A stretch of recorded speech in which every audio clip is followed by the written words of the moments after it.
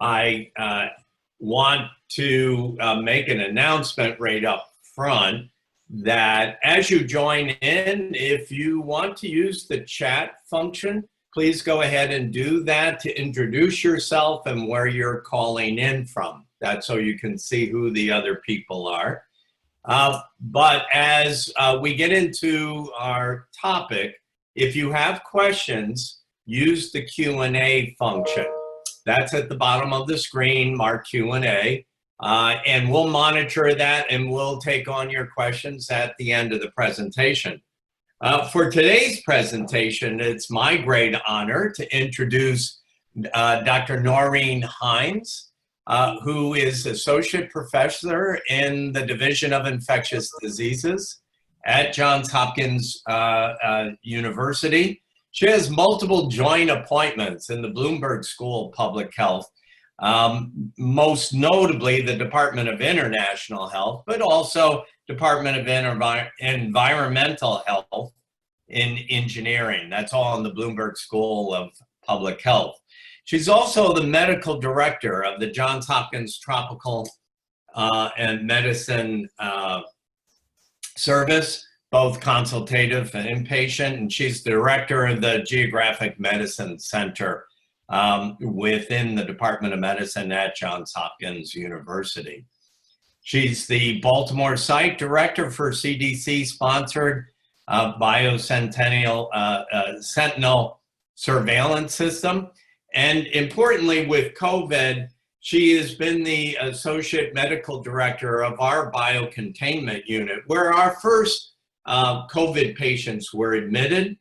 And pertinent to her presentation today, she was the PI, the site PI, principal investigator for the remdesivir trial. And we've asked Noreen to address the whole topic about doing clinical trials during a COVID response so that we can understand the intricacies of how to do a trial during a pandemic that's already has multiple complexities. So without further ado, I want to welcome Noreen Hynes to this series and turning it over to you, Noreen. Thanks so much, Tom. It's a pleasure to be here. And oops, I got to get rid of my little picture here. So I'm afraid my skill set I have another something that's on my screen that's hard for me to get rid of right now. So what I'd like to do is just let you know that yes, I am and was the site PI for the remdesivir trial, and I continue to be the site PI for this adaptive COVID therapeutics trial, under which we did remdesivir and a control with a control, and now have moved on to the next arm. So what I would like to do today, because I understand that there's great interest in saying, well, how could you do a clinical trial or anything like this in low and middle income countries? But of course, they have been done for many years. So what I would like to do today is to look at the Solidarity clinical trial, which has been ongoing in many areas of the world, including low and middle income countries, and this ACT trial that I'm involved in here, showing the similarities and differences. I'm going to cover the useful resources when conducting a clinical trial, and some essential elements about infrastructure I'll sort of highlight as we go through this, and then some of the challenges of recruitment and just general challenges when you're doing a clinical trial in the setting of a pandemic, and certainly in the setting of COVID-19. So I thought it was important to, of course, not that everyone on this phone doesn't really already understand what a horrible pandemic this has been. And this is from the latest WHO situation report from the 14th of June, in which they looked at the estimated number of global cases and deaths, but I think it's important to realize that in places where there is limited available testing, then of course the numbers will appear lower than they actually are. Here in the United States, early on, and even at our hospital, at Johns Hopkins Hospital, initially we could not do any more than 40, that is 40 tests a day. And so now we can test just about anyone, and we do test every single person that comes into our emergency room or is admitted to hospital, but that is only relatively recent. So as you can see, if you cannot test, you cannot find.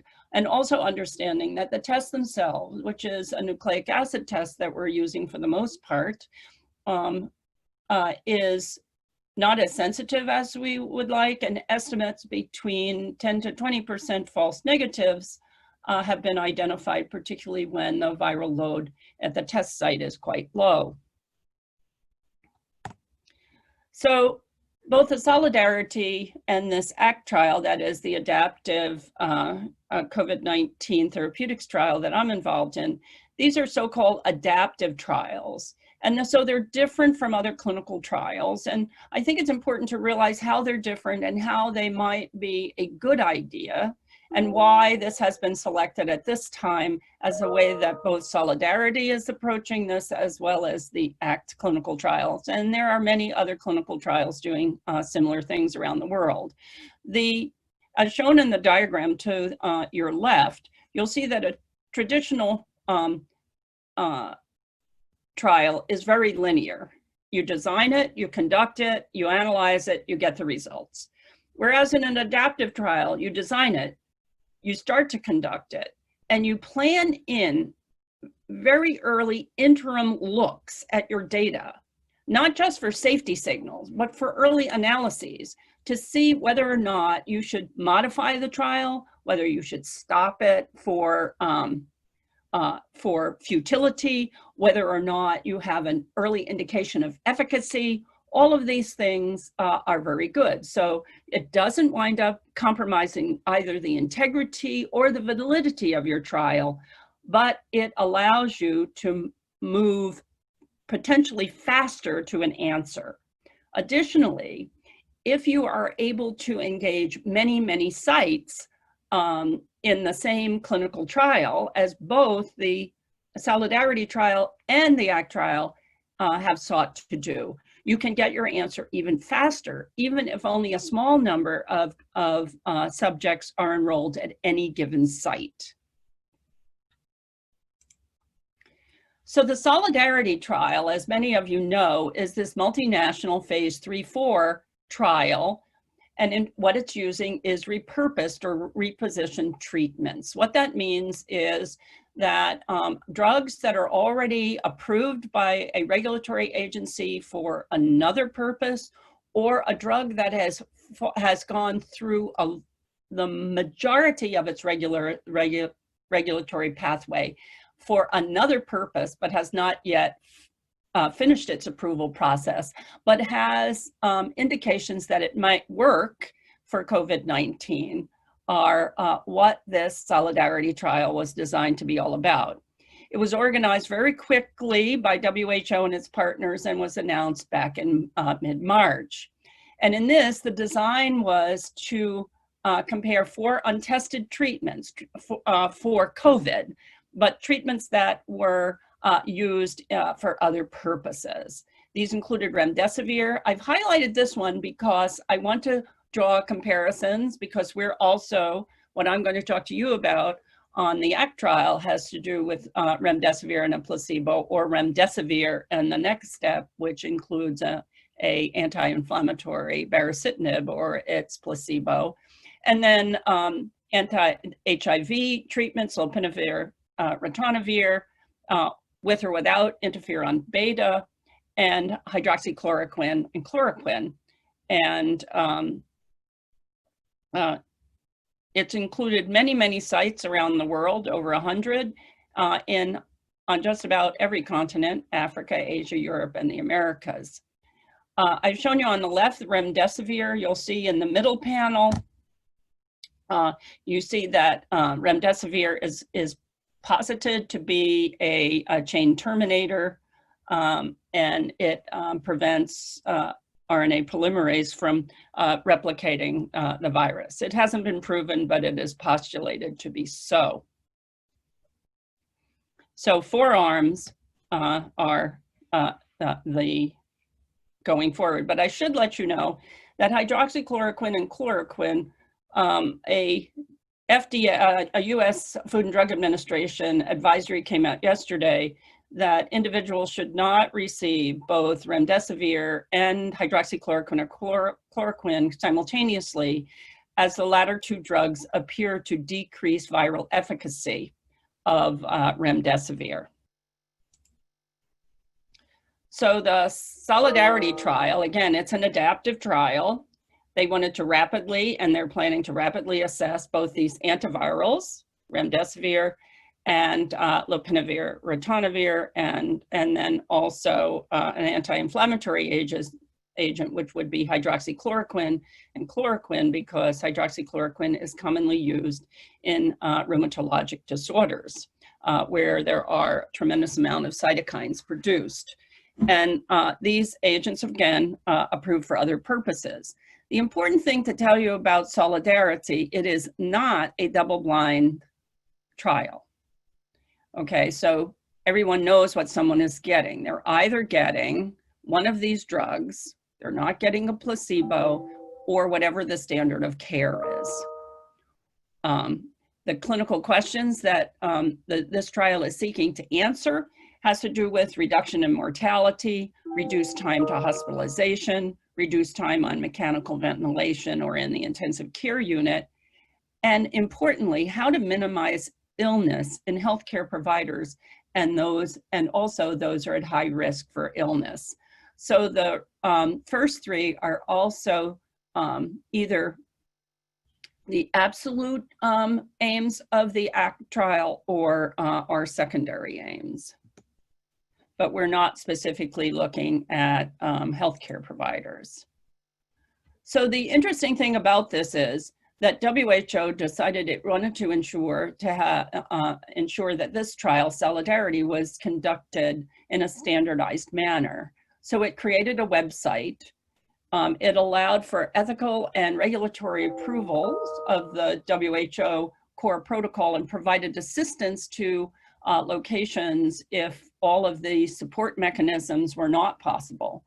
Human subjects review, that is an institutional review board, as we would call it here in the United States, is really necessary. Informed consent and how to enroll patients in a way that you systematically collect data that then can be reviewed by a regulatory agency to ensure that you have conducted the trial according to the protocol becomes very important. And then WHO also provided for those places where new investigators were coming on board, no matter where they were, but particularly with a focus in low and middle-income countries, to train hospital physicians in how to do randomization and how to use the data collection system that they had created. And then also WHO facilitated the shipping of trial drugs that were requested at the country level, not necessarily at the hospital level.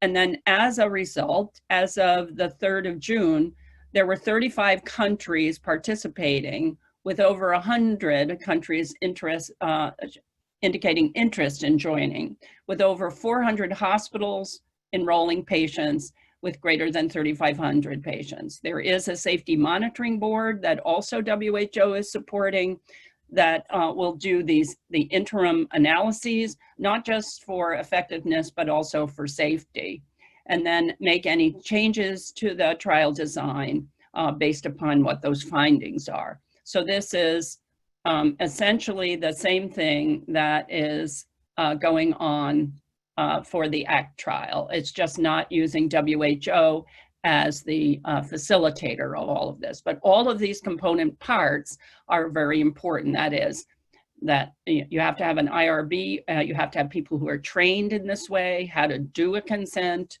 how to collect systematically the data, how to enter it in a consistent manner, and how to randomize a patient. All of these very important for conducting a clinical trial. So let me tell you a little bit more about this ACT trial. Its formal name is there. As you can see, it's much easier to just say ACT, the Adaptive COVID-19 Treatment Trial. And I'll tell you a little bit about that, and you'll see how there are great similarities between the two. It is an adaptive, but this is a double-blinded trial. So, for example, in the first part of this trial, which was remdesivir and placebo, the clinical personnel, the research personnel, and the patient did not know which agent, whether it's active agent or placebo, that the person was going to get. And the only person who did know was the research pharmacist, who was responsible for doing the randomization. It was only hospitalized and only adults. And for this, it was a multi-center trial with over 70 sites globally in Asia, Europe, and North America. There were no sites in Sub-Saharan Africa or even North Africa. The primary outcome that was sought was to look at, was there a reduction in time to recovery? But there were many other outcome goals. But one of them, the study was not powered to specifically compare mortality. And then interim monitoring was anticipated for overall the ACT trial to introduce new arms, and then would stop for either futility, efficacy, or safety. This trial was set up and anticipated to last for 3 years with chronic dropping in new drugs, running the trial for X amount of time amongst these many sites, evaluating the data, and then making decisions whether to add or subtract. Again, we also, like the Solidarity trial, are using repurposed drugs. So remdesivir, as many of you know, has been used in various ways. It's been shown to be effective in rhesus macaques against COVID-19, but also was used in clinical trials in Sub-Saharan Africa during the Ebola epidemics, including in the Democratic Republic of Congo. So it is a repurposed drug because it's considered to be a phase 3 drug because it's already had its initial safety and dose ranging, phase 1, and then had a slightly larger phase 2. And now, because it's been given to over 30,000 people, we know a lot about it in terms of its efficacy and pharmacokinetics. And so it was deemed by FDA to be a phase 3 drug, for example. And we have many sites that are allowing for rapid subject accrual. So for Act 1, as I indicated, the trial initially did and considered remdesivir versus placebo. The remdesivir, as I noted before, it acts against the RNA, it blocks the RNA polymerase from working. And it is a nucleoside analog, and its mechanism of action is, again, not verified, but as shown. And as I indicated, rhesus macaques did show a decrease in time to recovery in those animals that received remdesivir versus placebo. So that's what launched this for this Act 1. So what was used were relatively simple measures that you could look at every day in an individual who was hospitalized. We had an ordinal scale that we've been looking at, as you can see, and this people are enrolled for 29 days, and they're followed even post-hospitalization should they get better and leave, but they only receive drug. They only receive drug while in hospital, not to exceed 10 days. And then there was this national early warning score, which previously had been shown not for COVID-19, but for other ill persons to be a good marker of severity of illness, looking at respiratory rate, oxygen saturation, whether or not a person was receiving supplemental oxygen, whether or not they were febrile, whether or not they were hypotensive, tachycardic, and whether or not they were alert and active or sedated, such as individuals who were mechanically ventilated or on ECMO. So of course, in any clinical trial, you can't enroll everyone. There have to be inclusion and exclusion criteria, particularly starting with inclusion criteria. You have to make sure, in our case, they had to be admitted to hospital. They actually had to have a documented positive test. They had to agree to be in the study through an informed consent process, or their legally authorized representative, or LAR, had to be able to do that. They had to really understand all the procedures that were going to go on and that they were willing to do the things that were necessary. So for instance, for remdesivir, someone has to agree that they're not going to, if they get out of hospital, they will not be consuming alcohol for the 29 days when in the trial, for example. Additionally, because there are many different clinical trials ongoing in many countries now, of course, the person had to agree not to enroll in another clinical trial for the 29 days they were in the trial, for example. But I want to point out to you that these important inclusion criteria, 9 if you were female of childbearing potential, and 8 if you were male, or a woman not with childbearing potential, but there were only 5 exclusion criteria, and they had to do with potential adverse effects from remdesivir if you received it, or actually the placebo, because the excipient that remdesivir is formulated in sometimes has difficulty in glomerular filtration. And initially, it was limited to below 50 was an exclusion criteria, and then changed to 30. And as you can see, pregnant women or breastfeeding women, and if you thought they were going to be discharged or transferred to another hospital within 72 hours, then we didn't enroll them either. And allergy to the study medication, but that's there. But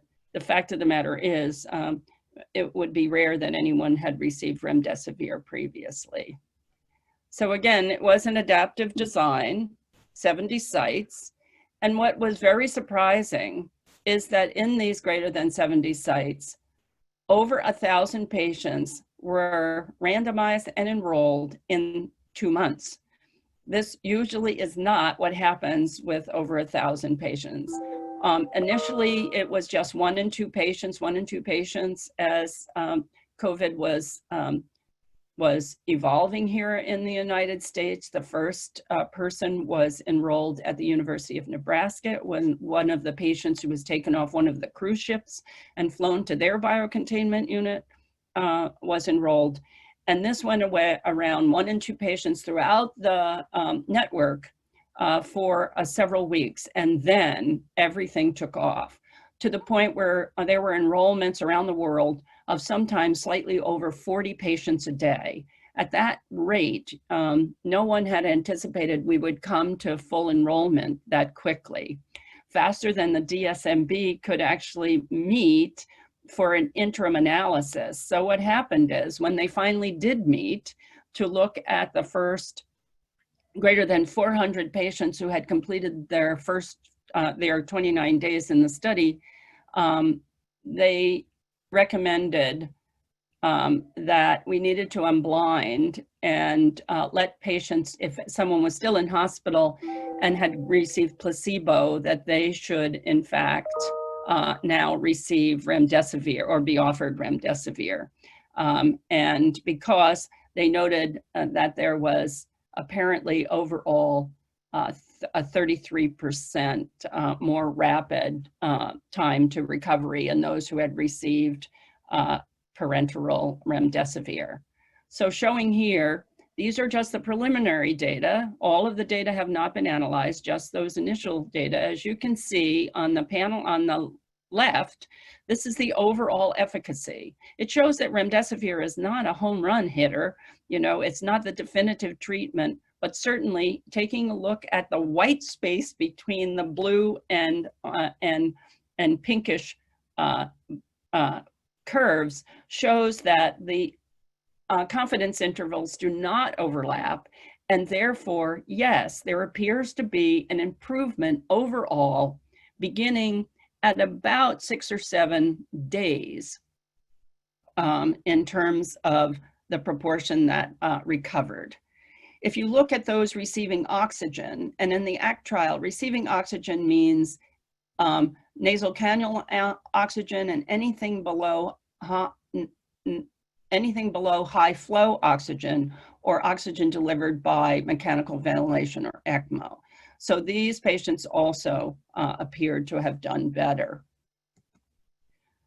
So I think everyone around the world knows those results, but I did want to talk about what the challenges were, because this is the challenges everywhere, not just for this trial, and these are challenges for us, also for other sites.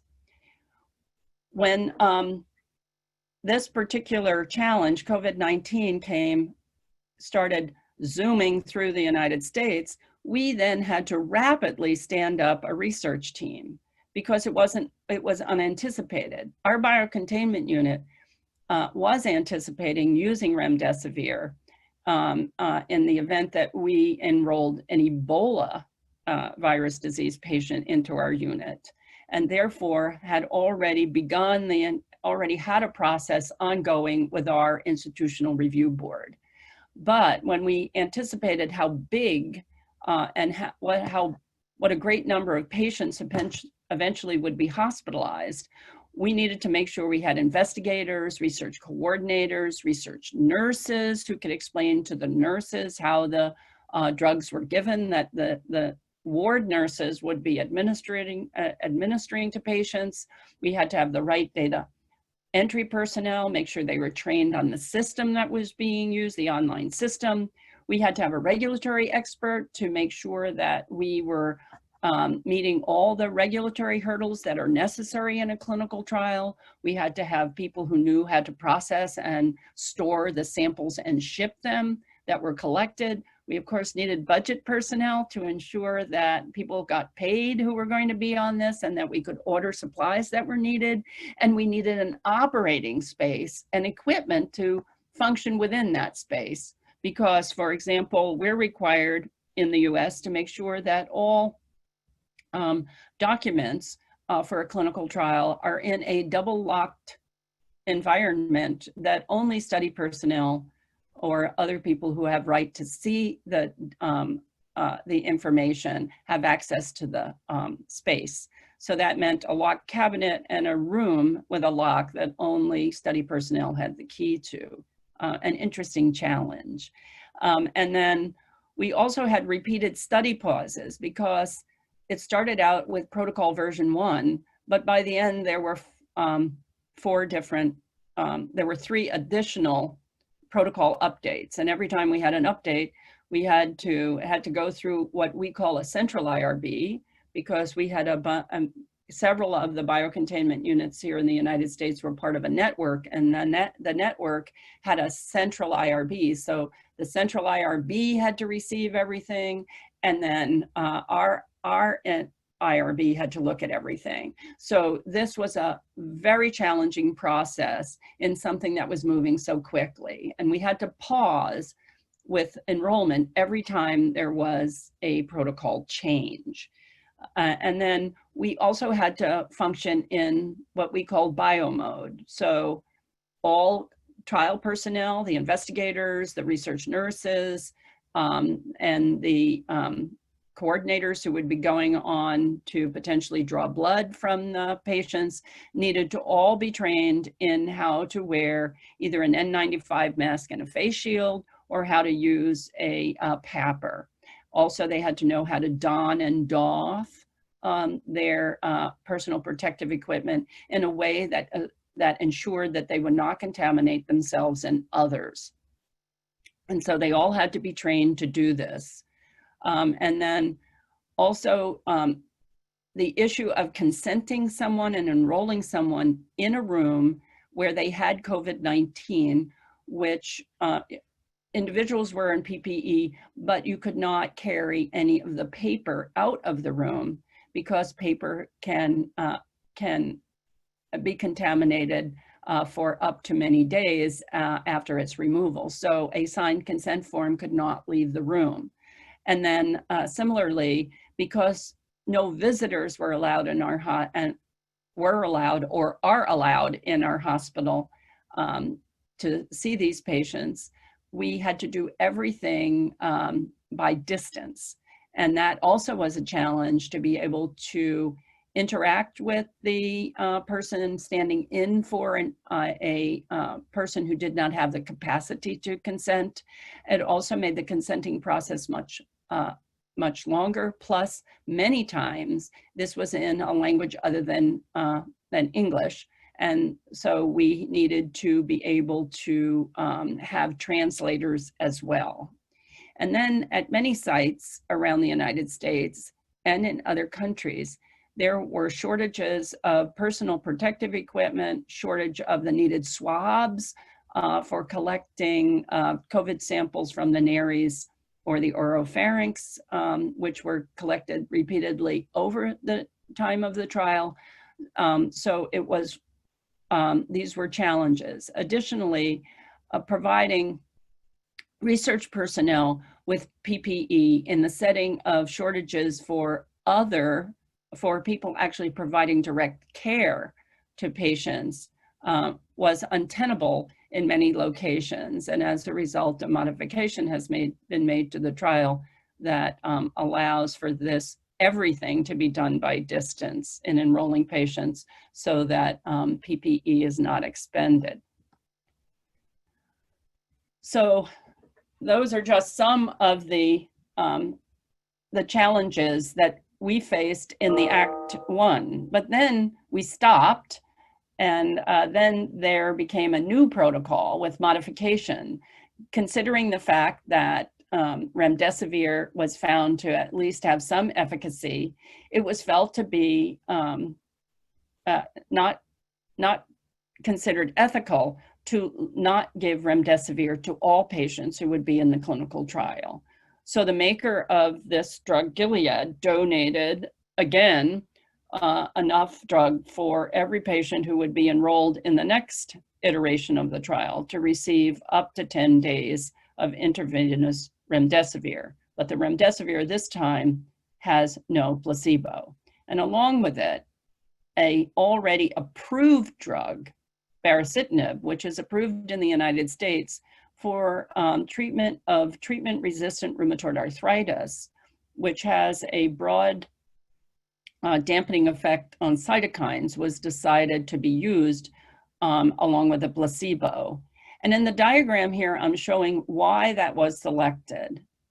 In general, it's felt that there are 3 stages to a COVID infection, starting early, which is sort of the viral stage, then to the far right, the almost total inflammatory stage, but in the middle, there's a stage where there's likely both an inflammatory process as well as a viral process. And that is why both were selected to be used.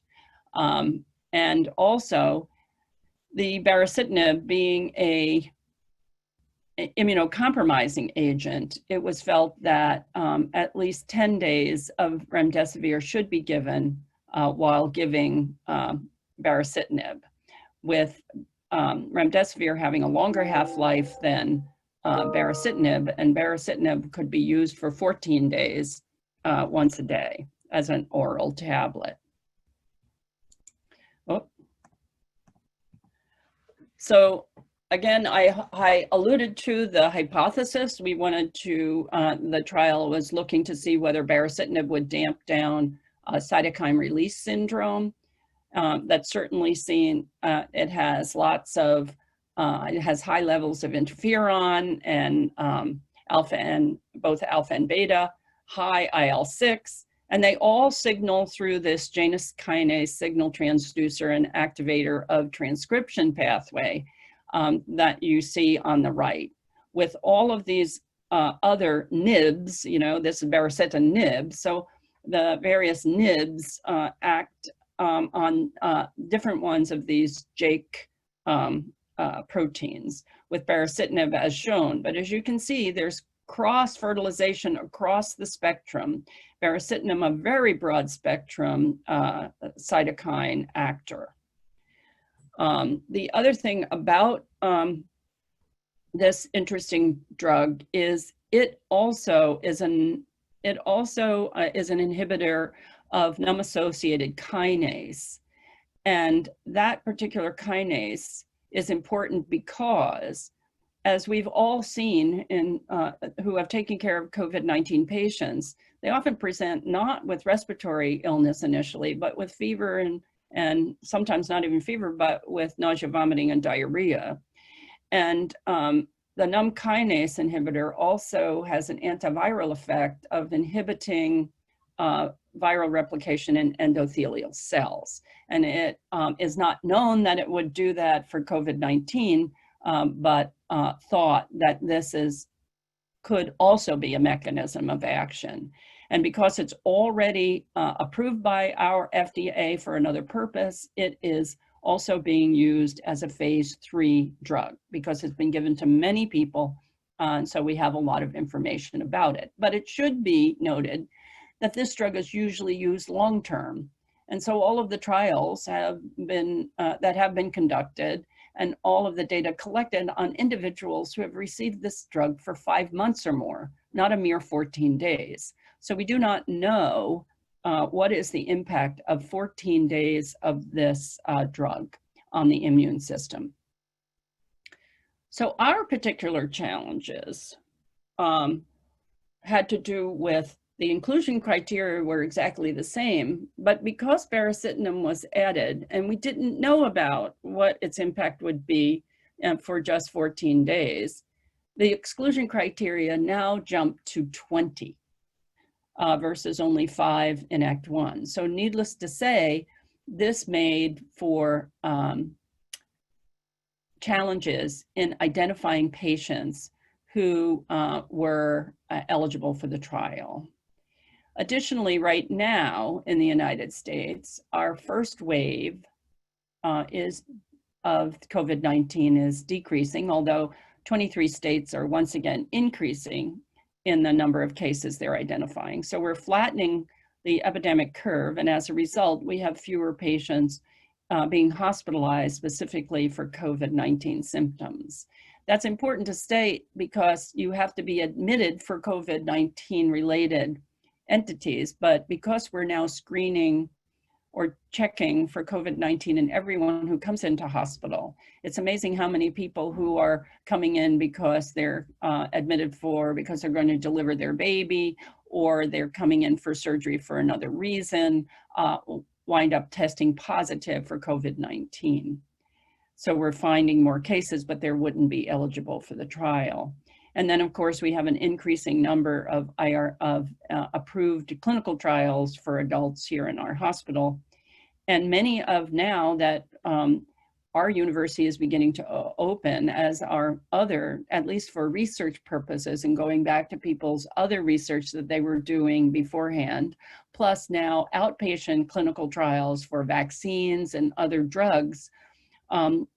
A lot of the trained personnel who are existing on trials are now going back to their other duties or new duties, which make having enough trained personnel a challenge. Additionally, as I alluded to, the issue of PPE was present, and so the manner in which we approach patients is permitted to be different. And additionally, we can use provider notes to follow up with patients each day if there is insufficient personal protective equipment to go into the rooms for the study personnel to evaluate the patient. So I hope I've made clear that no matter where you do trials, there's a structure, an oversight structure through an institutional review board, that the investigators and all personnel understand human subjects and ethical mandates for conducting clinical trials, that there be a systematic way in which you approach the clinical trial, and that you have monitoring that's done by an external entity to make sure that you are staying on track with your clinical trial in terms of the way you're doing your consents and you're collecting and entering data. All of these very important. And of course, someone who's going to help randomize, and a regulatory person, even with your clinical trial, who can help you answer questions when they come up regarding whether or not, from a regulatory point of view, you can do something in a certain way. So in addition to that, of course, there are many other ongoing efforts around the world to try to encourage young investigators who want to get into and to assist in answering questions in the setting of COVID-19. Not just clinical trials where you're using drugs, but other important questions to be answered. So the whole focus here is to try to accelerate research in COVID-19, particularly in places where COVID-19 is having such a big impact in the setting of fragile healthcare systems and with a high degree of vulnerable populations, including healthcare providers in areas where there is not adequate personal protective equipment. So the whole aim here is to fast-track research that can provide evidence of what can be done, so evidence-based research.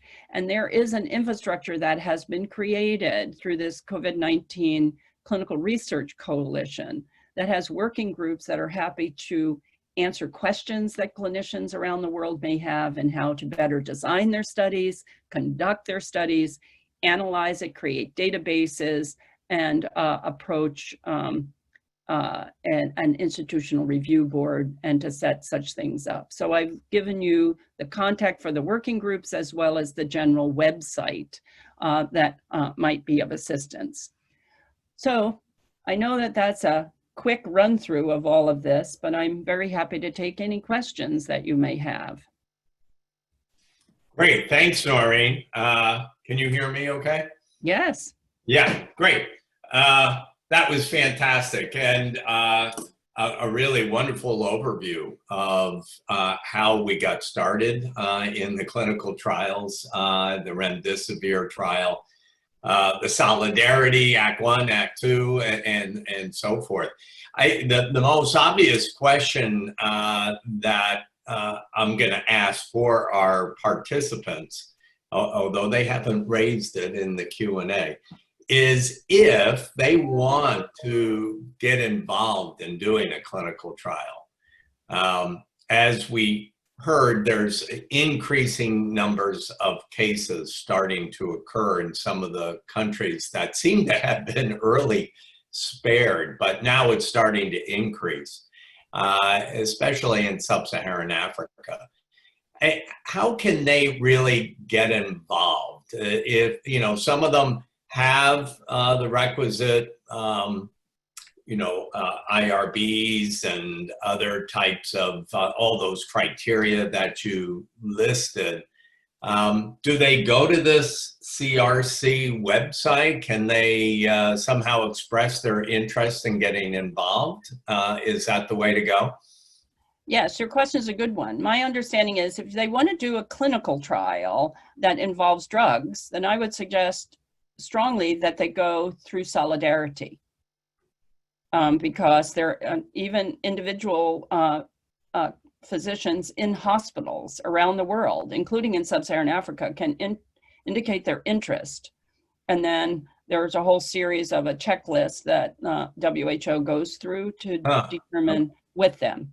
If it's not a clinical trial, a drug trial that someone is interested in doing, then going to this clinical coalition to tell them about your idea, and they can assist you in working through how to make sure you have the best design to answer the question and help you formulate the question. And then we'll ask you additional questions. If you go to the website that I showed you, the working groups, there's a whole list of different working groups. And they will take questions and are happy to assist potential new investigators get going. Yeah. So for those listening in, all of these slides will be posted on the Center for Global Health, as well as a recording of the presentation. So if you missed her website listing, didn't write it down fast enough or whatever, just wait 12 hours or so and it'll all be on our website. So that's Center for Global Health, or hopkinsglobalhealth.org. That's our website. A couple of questions have come in. The first one, early on in your presentation, you were talking about exclusions, and pregnant women are excluded. Are there approaches at some point for including vulnerable populations like pregnant women in some of these COVID trials? Given the trade-off of potentially increased risk of side effects in those populations versus assessing treatment options for those populations? Again, a very good question. Yeah. Of course, in a clinical trial, you have to make sure that you protect as well as conduct the trial. But once the remdesivir looked like it provided some efficacy, then our Food and Drug Administration issued what is called an emergency use authorization that allowed the drug to be used outside of a trial before it had completed its regulatory pathway to approval. And in that emergency use authorization, there was authorization to use it to allow its use in both pregnant and breastfeeding women and in children, which were not included in our trial. So there are other mechanisms that can be created to allow for use. There is no hesitation based upon the fact that remdesivir was given to children who had Ebola and without identification of specific adverse effects due to the drug in those children and in those pregnant women, but the numbers were small. Once the remdesivir results from Act 1 were released, was there discussion right away about moving introduction of the drug to much earlier time in the course of disease? Because they had pretty strict criteria in the beginning. And it's a very good question. There was within the trial, I didn't show this graphic. In the trial, there were, if you took a look at what the clinical ordinal scale was, there was for a milder, people were classified as milder disease. And those with milder disease who received remdesivir did not have a quicker time to recovery compared with placebo. So if you have milder disease that's not progressing, it appears, at least from the limited data from the initial preliminary data, that they did not benefit. It's interesting, because you're very familiar with all this data, but with the rhesus macaque study where they gave the remdesivir, didn't that sort of really decrease viral replication? I mean, obviously you can't. Yes.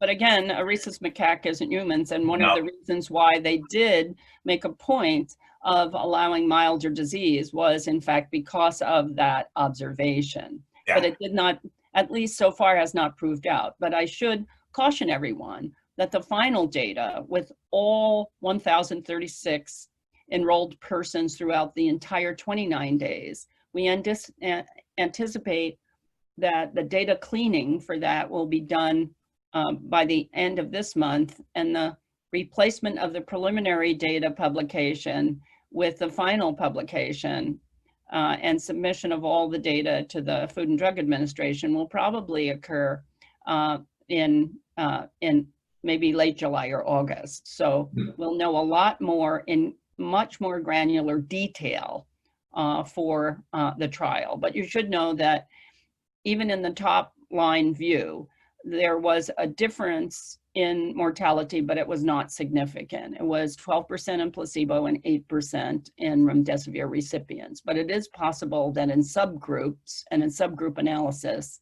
this might be a salutary treatment. Yeah. And then, I think you just answered this to some degree, then ask the question, and I'll just read it here. Does remdesivir relieve symptoms, eliminate the virus, or prolong the well-being, i.e. delay poor prognosis? That was his question. That's another very good question. The trial only goes through a total of 30 days, that is 29 days after the first dose. So we are not following people past that 29 days. So we do not know if their life expectancy, even in the short term, is curtailed beyond that. We are looking at, after they're discharged from hospital, they are followed up on 3 occasions after discharge. If they're like discharged, let's say at day 8, then we follow them on day 15, 22, and 29. And again, we do the ordinal scale. One very important for us is, are they back to functioning as they did prior to illness? Or are they still at home but not back to how they usually were?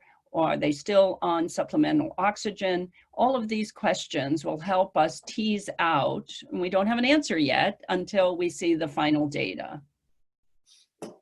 Great. There's 2 questions that came in about training. And actually, Noreen, way back in the very beginning, you and I had a conversation about training of staff. Let me read the question for you, because it reminds me of that meeting you and I had. Thank you very much for your presentation. I'm also curious about training. How much time does staff, particularly the research nurses, typically have to train prior to opening of a trial? And are there provisions for ongoing training from content experts? Okay, so we're very fortunate in this particular trial to have research nurses who are also highly experienced intensive care nurses. Yeah. Who have worked in surgical ICUs, neurosurgical ICUs, medical ICUs.